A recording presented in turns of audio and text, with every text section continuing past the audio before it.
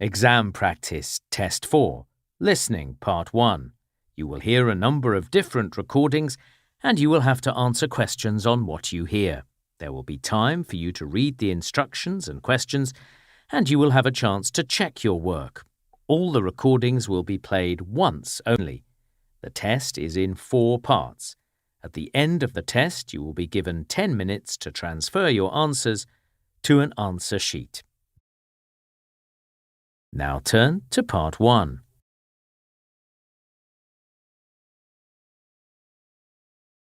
You will hear a man who runs a transport hire company talking to a woman who wants to hire a vehicle. First, you have some time to look at questions 1 to 5.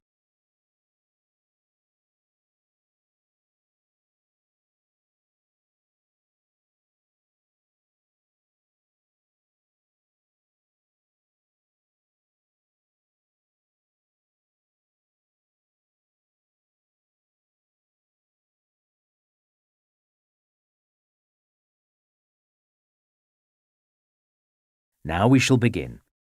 You should answer the questions as you listen because you will not hear the recording a second time. Listen carefully and answer questions 1 to 5.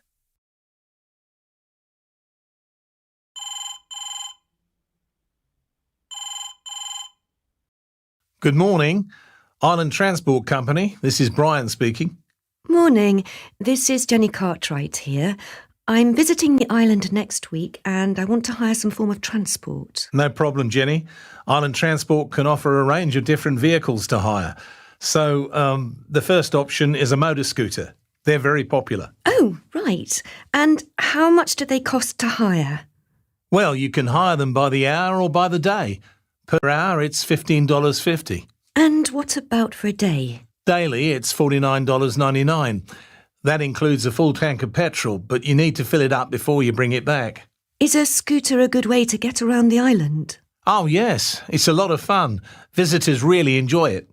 Do you provide helmets? Yes, of course, all sizes. We can also let you have gloves as well. It's not a bad idea. Oh, yes, I hadn't thought of that. The only thing is with the scooters, you have to keep to sealed roads. That means you can't ride on Battenberg Road, so you can't visit the far end of the island. Sorry, I didn't catch the name of the road. Could you spell it? Sure, it's spelt Battenburg. But there are still plenty of other places you can explore on a scooter. OK, and what about a car? Yes, we've got a range of cars. Well, there's 4 of us.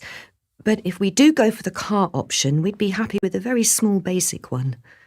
An economy car would be $87.80 per day. That's for a 4-door car. It can take 5 passengers. Right, OK. And a car is the best way to see the whole island. You can drive on all the roads. And if you'd like to go for a swim, you can drive right down to Green Bay, which visitors love. Well, a car is definitely something to consider. It's certainly a good price if we split it between the 4 of us. Exactly. Only thing is, it's pretty hot at this time of year. Does the car have air conditioning? Not that model, no. You need one of our bigger cars if you want that. Well, maybe it doesn't matter. Before you hear the rest of the conversation, you have some time to look at questions 6 to 10.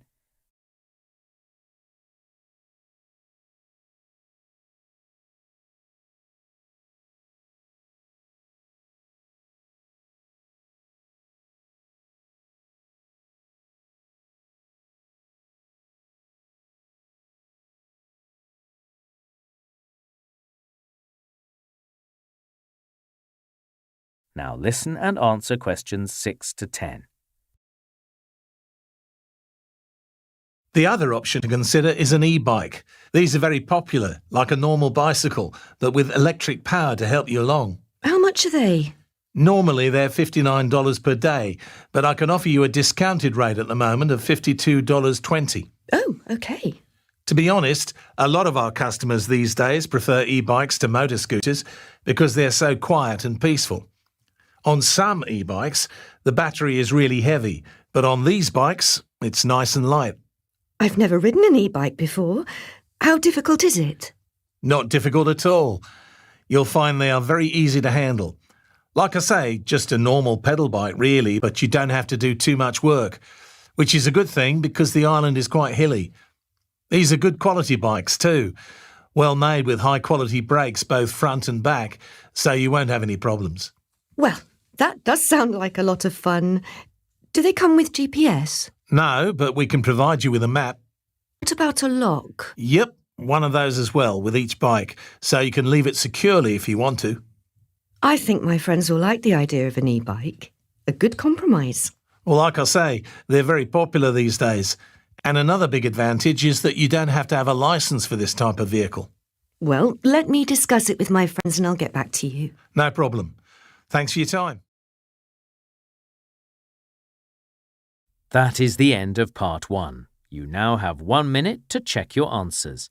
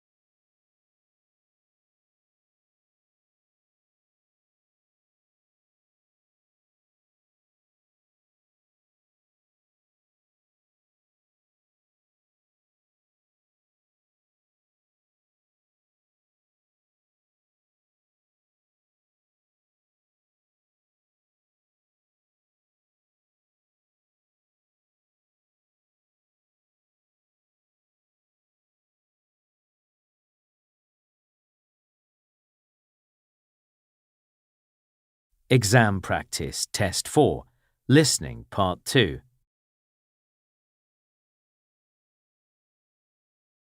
You will hear a man talking to a group of people who are looking around a community garden.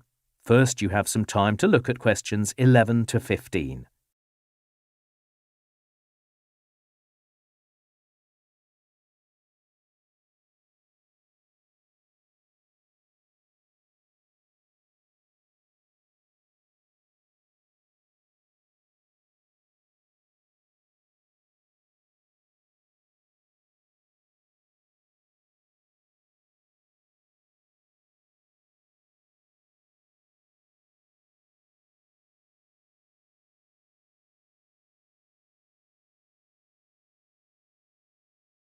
Now listen carefully and answer questions 11 to 15. Well, good morning, everyone, and welcome to this open day at the community garden. Our garden belongs to the local community, and as you'll see, what we grow here is mostly fruit and different kinds of vegetables. First, I'll tell you some background information. Well, recently, we made an interesting discovery at the garden. Before, we didn't know much about the history of this site. We only had a few documents and records. Then we found some ancient implements like spades and forks for digging. They were buried in the earth. Experts say these are at least 1,000 years old. So people have been using this land for growing produce for a long time. There are some photographs of these implements in the clubhouse, as well as a diagram of what we think the garden might have looked like if you want to look later. So, why was this location so good for gardening? As you can see, we're in a slight valley, and storms blow very hard up this valley, which can be a problem. But being in a valley, we get good freezing frosts here in winter, which gardeners like because it kills the bugs. The great thing, though, is the stream that runs through the valley, so we can irrigate the gardens even through long, dry summers. Now, what we do know is that in 1860, gardening stopped here. This was a time of rapid development in this area, and on that date, the city infirmary was constructed on this site, so this is where doctors and surgeons worked to take care of the health needs of the growing population. Also, many new houses were put up for people who commuted into the city each day to work. There was even talk of a new military camp, although that never happened in the end. Then in the 1980s, the old buildings here were removed, and this land again became a productive garden. Today, these gardens produce large quantities of fruit and vegetables. Each plot of land is worked by a volunteer member of the garden, and they donate what they grow to families in this neighbourhood who are struggling financially. Occasionally, we're approached by local businesses and restaurants wanting to buy our organic produce, but we just don't have enough. We also have a good relationship with the local college. In fact, several of the academics there are members of the garden. Each week, undergraduates enrolled on the college's horticulture course have a class here to learn about their subject firsthand. And in future, the college hopes to hold workshops here to help local people establish vegetable gardens at home. Before you hear the rest of the talk, you have some time to look at questions 16 to 20.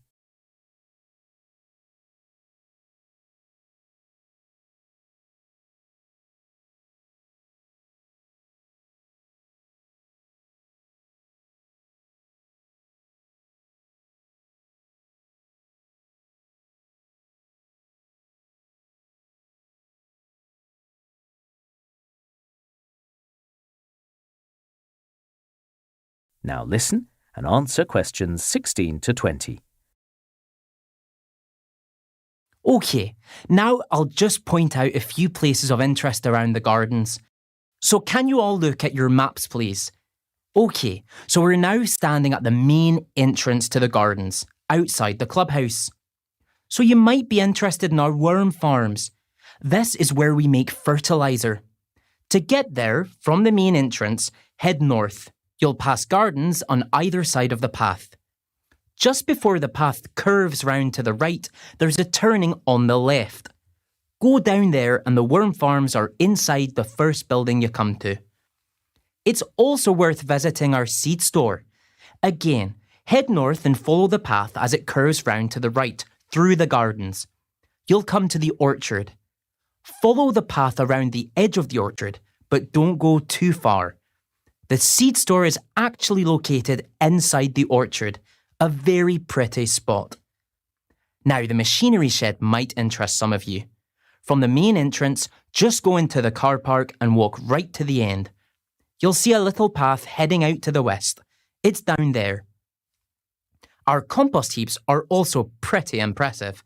So head north from the main entrance, go past the first gardens and take the first turning on the left. Go to the end of that path. The compost heaps are built in the shape of a letter U. The drying room is also interesting. This is where we dry fruit to preserve it. To see how it's done, walk up through the gardens till you come to the orchard. Keep heading north and the drying room is right at the very end of that path, as far as you can go. Now, one other thing I'll mention are the outside toilet facilities. That is the end of part 2. You now have half a minute to check your answers.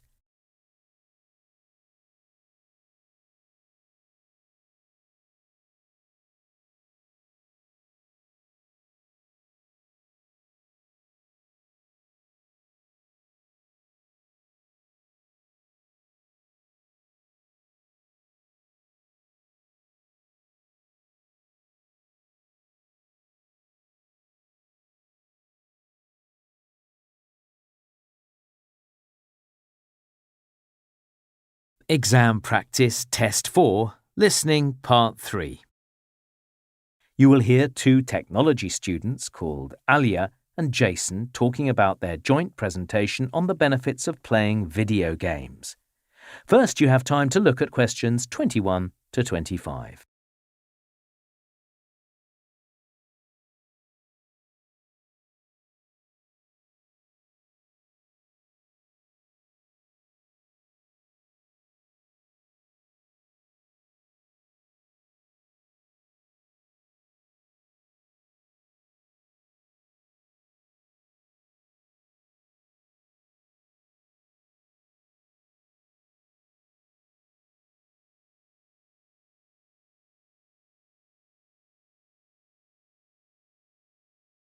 Now listen carefully and answer questions 21 to 25. Well, Jason, shall we do some planning for our joint presentation? Yeah, let's compare the reading we've been doing. Did you read that article by Dr. Franklin? Yes, the use of games in therapy. So, we'll need to explain what kind of therapy he's talking about. Okay, so it's treating people after accidents or illnesses, rebuilding their body strength. Exactly. And Dr. Franklin sees huge potential for games. But he made the point that this isn't new. Really, since the 1990s, therapists have been experimenting with games. Yeah, I agree. Dr. Franklin illustrated that this has been going on for many years. It's not a sudden breakthrough. I was hoping he'd give some idea about how many health professionals now employ games in therapy. He doesn't really address that, does he? Okay, so what's the biggest advantage of games in therapy? Well, most games are played in virtual reality, so the patient is moving their arms and legs, exercising their body. So I guess it's quite cheap then. Yeah, but so are conventional exercises. I don't think that's an issue. No, okay. But I read that the games are really motivating. People are much more prepared to spend hours on rehabilitation when a game's involved. I think you're right. That's the most important benefit. In fact, I read some people actually get so caught up in the game they hurt themselves, and the therapists have to slow them down. Then, did you read about the Singapore study? Yeah, I started.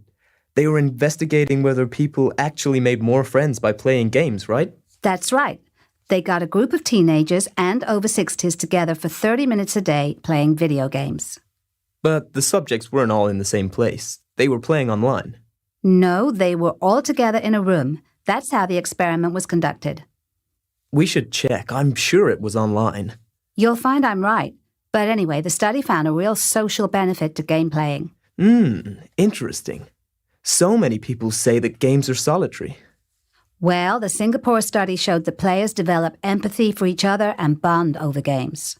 A good point to make in the presentation. Then I also had a look at the anxiety study. I haven't seen that one. Well, they experimented with children waiting to see a doctor. Some were allowed to play games and some weren't. Was there a particular type of game? Well, just simple ones on handheld devices. And they found that the children who played games experienced considerably less stress and anxiety. Games distract the mind. That's the theory. Better for the children, but also better for the parents. That's what I like about this. Yeah, good point. It reduces the stress for everybody. There just needs to be some additional research to support the finding. We should also mention the Rhode Island research. Maybe, but the finding just reinforced what's been shown in earlier studies. That people can be distracted from their bad habits, like eating junk food or drinking fizzy drinks, by playing games. But no one had used MRI scans before, and the brain scans showed that games activate the same reward centers in the brain as the drinks or junk food. This study has supplied valid proof as to why games work this way. Actually, that's a good point, and many people would probably like to know about that. Before you hear the rest of the talk, you have some time to look at questions 26 to 30.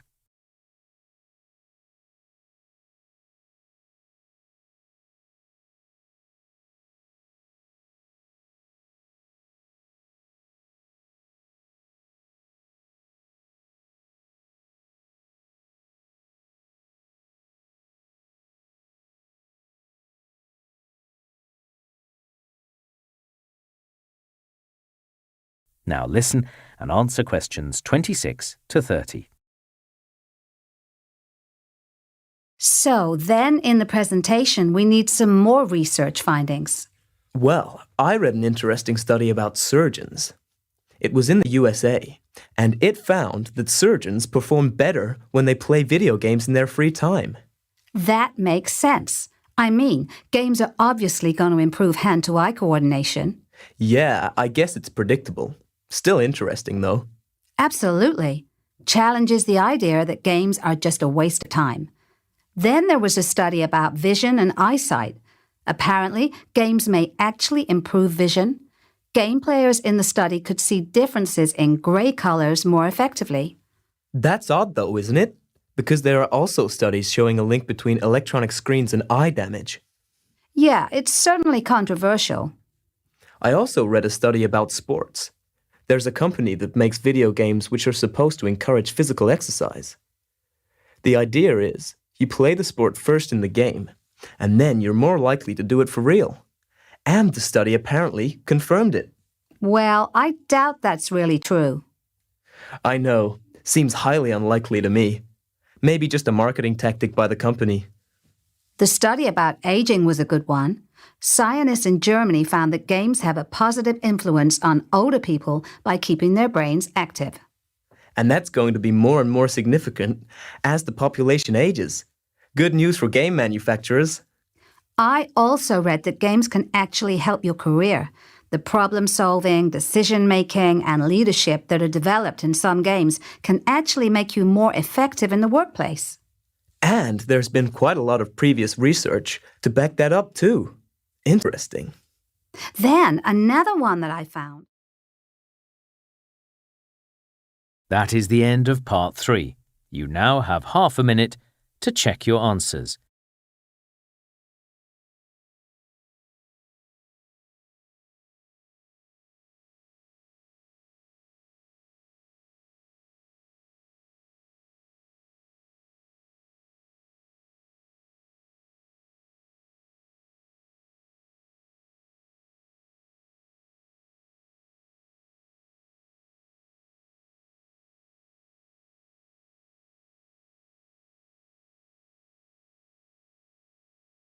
Exam Practice Test 4, Listening Part 4. You will hear an anthropology student giving a talk about traditional Polynesian navigation. First, you have some time to look at questions 31 to 40.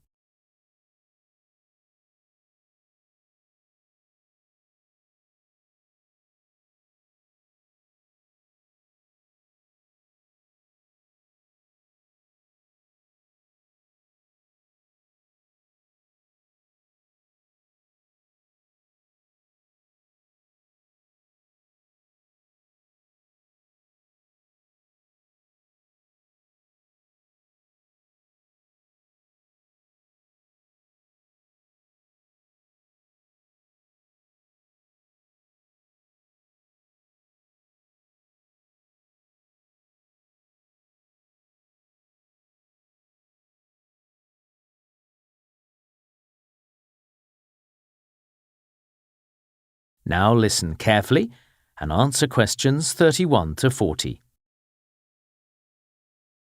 Hi everyone. Today I'm going to be talking about traditional Polynesian navigation and voyaging.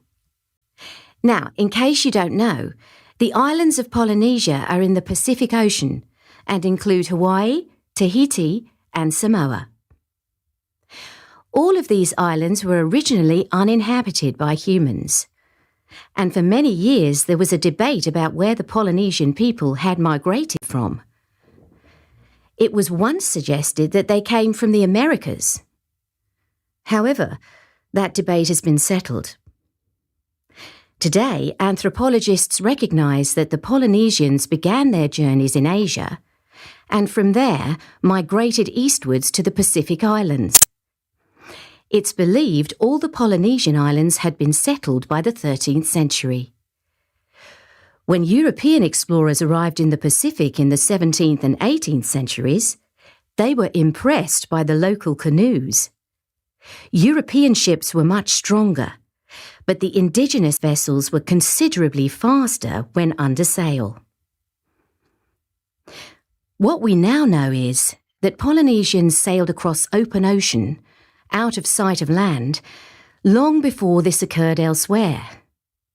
And to make these voyages possible, they built remarkable ocean-going canoes.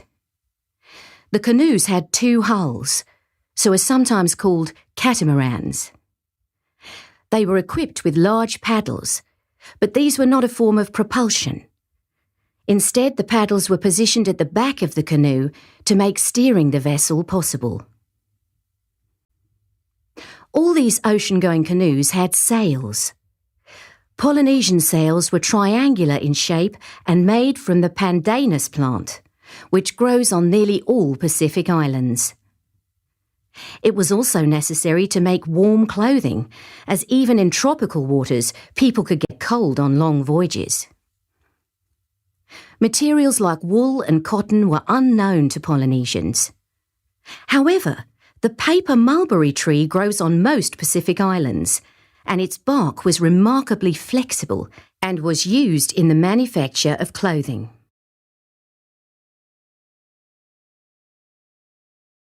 Next, we come to the issue of navigation at sea. How did Polynesians find their way once they were out of sight of land? We know that they did not have the magnetic compass, which told other navigators which direction was north. But the Polynesian navigators understood where numerous stars rose and set on the horizon. And using this, they could identify 32 different directions. However, this information about the stars was extremely complex, and therefore remembering it all was a challenge. So the navigators had created long and complicated songs to help them recall all the information they needed. Using the stars to navigate was effective, so long as the sky was clear. But when it was cloudy, the navigators couldn't see the stars. How did they find direction then? Well, they still knew which way to sail the canoe by studying the waves, which usually came from predictable directions in the Pacific at different times of the year. Sometimes they were sailing between islands they had visited before, but very often they were trying to find new islands. How did they know that land was nearby, just over the horizon? Well, there were various techniques. The navigators were experts at recognizing those particular birds whose habitat was the open ocean, and those that lived close to islands. So this was one way they knew that land wasn't far away. They were also skilled at noticing changes to the sea itself. The temperature of the water is constant in that part of the Pacific, but its colour could vary in the proximity of land, and that was something else that they were able to detect. Well, as technology developed, traditional voyaging all but died out. The Polynesian peoples travelled by steamship and later aeroplane like everyone else. However, in recent history, there has been renewed interest in traditional voyaging. It began in 1976 when a new canoe, named Hawkulea, was built as a replica of traditional Polynesian vessels. This canoe was sailed from Hawaii to Tahiti, a distance of more than 4,000 kilometres across open ocean. And all the navigation was done using the techniques I've outlined today. The crew did not use modern instruments on the voyage. Since then, there has been a remarkable renaissance of traditional voyaging.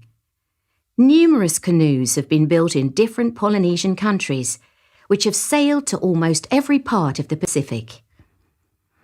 And the Hawkulea has now completed a 3-year circumnavigation of the world. As well as sailing, these voyages have sparked renewed interest among Polynesians in learning about their traditional cultures.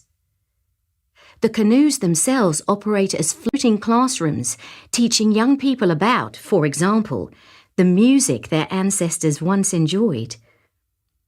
Another aspect of this has been the teaching of Polynesian languages, some of which were in danger of dying out. Now, one thing I'd like to add is... That is the end of part 4. You now have 1 minute to check your answers.